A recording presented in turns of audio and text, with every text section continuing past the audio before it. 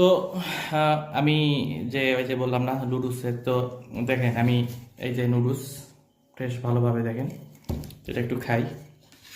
তারপর আমি আপনাদের আজকে আমার মতন নুডলস রান্না করা শিখাবো। নিজের হাতের রান্না অ্যাকচুয়ালি সবসময় সুন্দর হয় এবং ভালো হয়, মানুষ সবসময় খায়।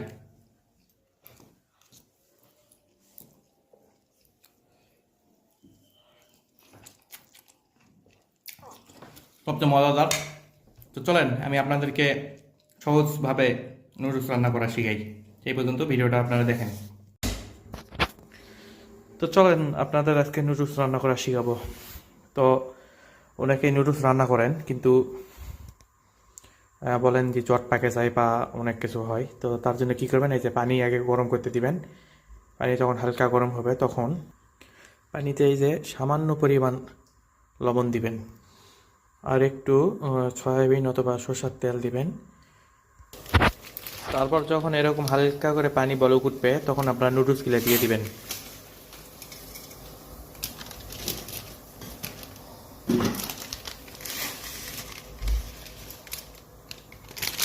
নুডলসগুলো দিয়ে রাখবেন, আপনি সিদ্ধ হয়ে নিচের দিকে নামে যাবে। আর এভাবে যদি নুডলস সিদ্ধ করেন তাহলে কি হবে, নুডলসগুলো জট লাগবে না বা ভেঙে যায় না, একদম সব ঠিক মতন থাকে। যখন এরকম বলক উঠবে তখন আপনারা নুডলসগুলো একটু নাড়া দিবেন, কারণ অনেক সময় বলকের পর পানি টানি পড়ে যাবে, তখন রিস্ক হইতে পারে, তখন দিবেন। আর পারলে একটু চুলার চালটাও কমে দিবেন, তাহলে আর রিস্ক থাকবে না। তো এভাবে সুন্দর করে সিদ্ধ করে নেবেন। সুন্দর করে সিদ্ধ করে নেওয়ার পর ধুইতে হবে তখন। তো আমি রসুন নিছি, আদা নিছি, পেঁয়াজ কুচি নিছি, শুকনা ঝাল, দালচিনি আর তেমন কিছু না, একটা তেজপাতা দিছি, দিয়ে এই যে সুন্দর করে নাড়ে নিচ্ছি। এখন অনেকে প্রশ্ন করতে পারেন তেল ছাড়া আগে নেড়ে নিচ্ছি কেন। তেল ছাড়া যখন আগে যদি একটু ভাজে নেন তাহলে কিন্তু এটার মচমচে থাকে, মানে সিদ্ধ করলেও খুব একটা প্রবলেম হয় না। একটু হালকা করে ভাজে নিচ্ছি আমি। তারপর কী কী দিচ্ছি শুনে থাকুন। তো এরপর এই যে দিলাম সব কিছু। তো এখন পর্যাপ্ত পরিমাণ তেল দিব, তেল যে যেরকম খাবেন সেরকম দিবেন। সাথে দিলাম জিরা, দিলাম জিরা, তেল দিয়ে এটা একটু ভালো করে ভেজে নিব। আর যারা হলুদ খাবেন তারা হলুদ দিবেন, আর যারা খাবেন না তারা দিবেন না। আর এই যে সাথে দিলাম লবণ, হলুদ দেওয়ার পর ওইটা মিশ্রণটা তেলানিটা ভালো করে সুন্দর করে এরকম নেড়ে নেড়ে নেড়ে নেড়ে তখন একদম ব্রাউন কালার আসবে, সেই পর্যন্ত আপনার নাড়তেই থাকবেন।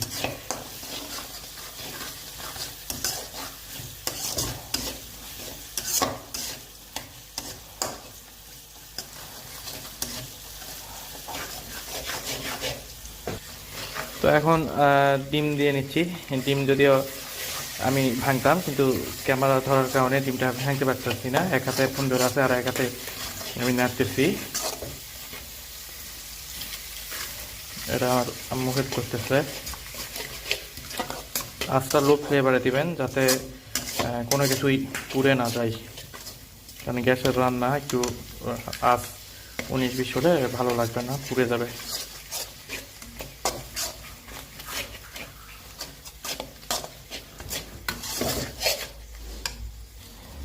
সাথে ওই যে নুডলসের যে মশলা ছিল ওটা আমি আগে দিয়ে দিচ্ছি, অনেকেই পরে দেন কিন্তু আমি ওটা আগে দিই, মানে আমি এভাবে খাই, আগে সব মশলা মিক্স করে নিই।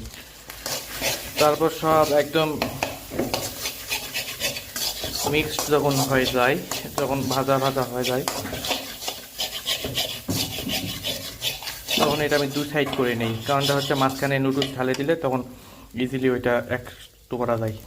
তো এই যে দেখেন তেল আর একটু লবণ দেওয়ার কারণে নুডলসে কোনো চটলা পাকে নেই। তো এটা এখন আমি দিয়ে দিব।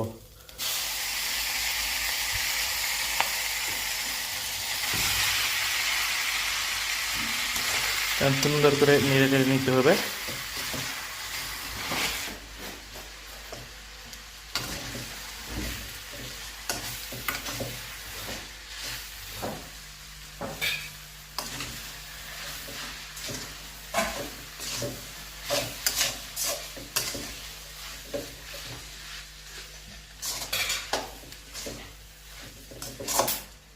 যতক্ষণ পর্যন্ত মিক্সড হয়নি ততক্ষণ আপনারা নাড়তেই থাকবেন।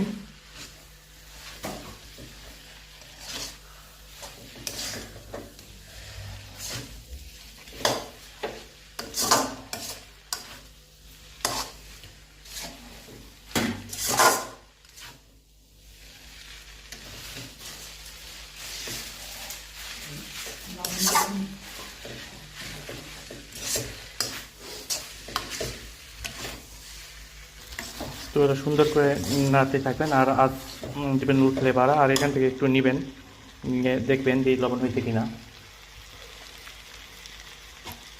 হ্যাঁ, আমার লবণ মোটামুটি পারফেক্ট হয়েছে। তো ফাইনালি এই যে এখন সব মিক্সড হওয়ার পথে।